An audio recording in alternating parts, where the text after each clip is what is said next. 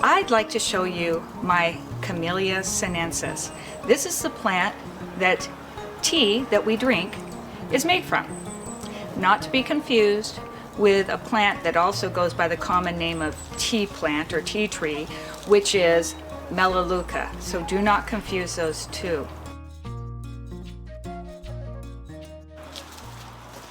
Hi, I'm Susie Dingle, writer, garden coach, and landscape designer, bringing you information and inspiration to help you better enjoy, utilize, and improve your outdoor space. I'd like to show you a very special plant. It's one that I highly recommend for a shaded area, part shade, even in the sun, as long as you water it well. This is a Camellia sinensis. It's the plant that's used for making tea. Green tea, black tea, oolong tea. The reason I love this plant is for a variety. First off, it grows beautifully in the Pacific Northwest where I am, zone 7 to 9. I'm in about an 8A, 8B. However, depending on your microclimate, meaning the situation of houses, walls, how the wind blows and the cold settles, you might be able to grow it in your area without any special care. You can, however, put it in a greenhouse. You can protect it if it gets a little colder. You can also grow it in a container. So I suggest you give this plant a try if you're interested.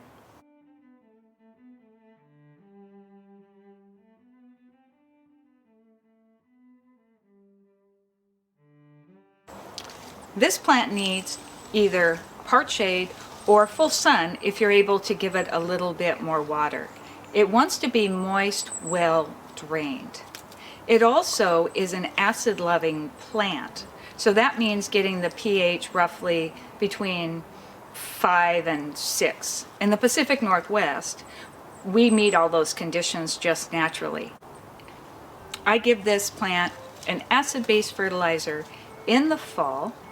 You could also do it in the spring, but I just do it once a year, and that helps the leaves stay nice and green and helps it uptake the nutrients that are in the soil. That's very important. So that's what this plant basically needs. Now, why do I love it? I love it because it is a plant that blooms in the late fall, early winter. Usually white, although sometimes there can be a little bit of pink in it. The camellia flowers are also fragrant, but mine are not as fragrant as some. Doesn't seem to bother the insects or the birds. It also stays evergreen, so I can use it as a hedge, as a wind block, and it looks beautiful with plants in front of it because of its color and its shape. It also has wildlife value.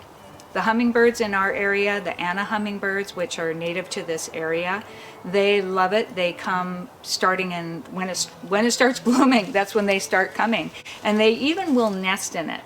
So when you are working with this plant, just be aware of that, and you wouldn't want to disturb any nest that's in it.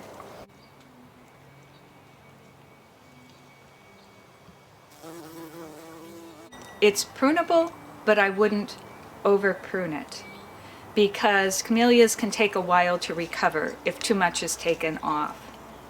You would want to remove any diseased limbs or damaged limbs or limbs that are crisscrossing or facing inward toward the trunk.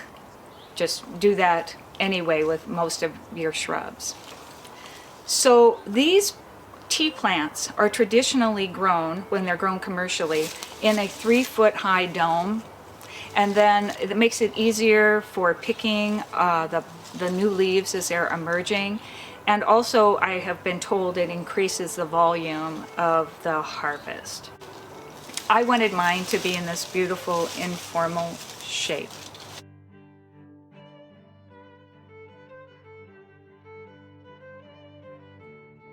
The other reason I love this is that it's wonderful for making flower arrangements.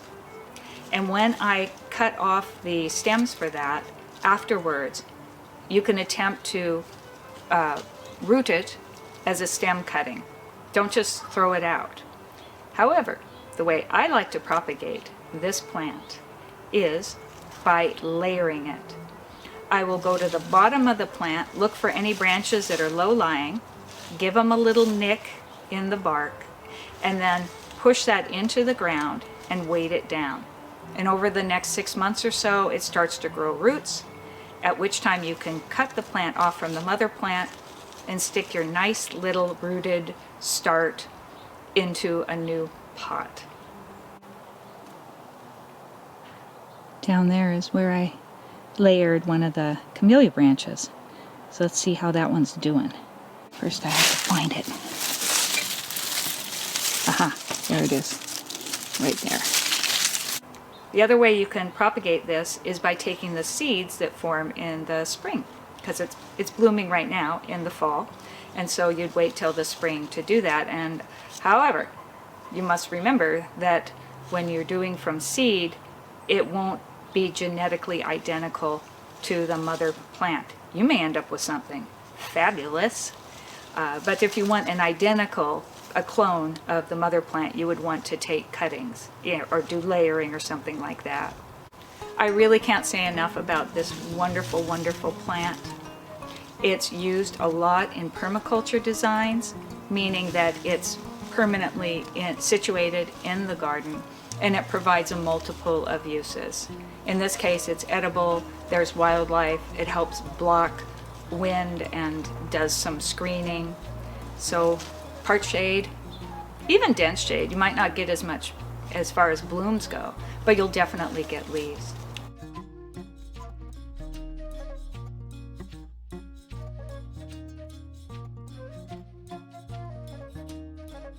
When you're thinking about planting in the shade, look around, say, what's that shade cause from? Is it a building, which can make a little bit warmer environment perhaps, but it also can dry out the soil. So can evergreen trees and other trees. They can dry out the soil on the surface. However, these camellias usually can stand some of that. I do like to plant them around and near needled evergreen trees, because the needles help acidify the soil naturally. It seems to be a really perfect union.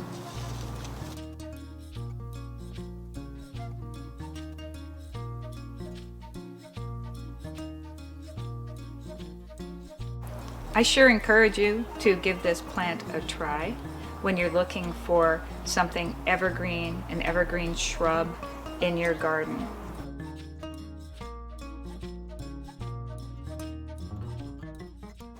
Time for afternoon tea.